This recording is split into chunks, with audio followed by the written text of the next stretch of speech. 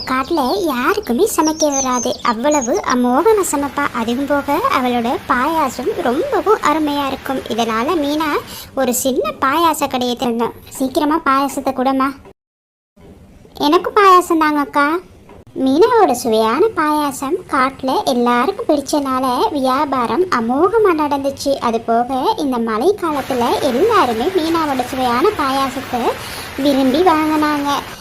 இதுதான் பொன்னி. பொன்னி ரொம்ப மோசமான காகம், சரியான பொறாமை குணம் கொண்டது. மற்றவங்க நல்லா வாழ்றது பிடிக்கவே பிடிக்காது. மீனா, எனக்கு 2 டம்ளர் பாயாசம் தான், பணத்தை நாளைக்கு தாரே, கட்டாயம் தந்துடுவேன்.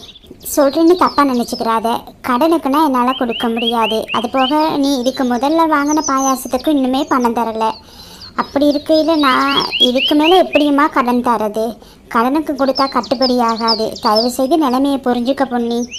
இதை தூரத்தில் இருந்து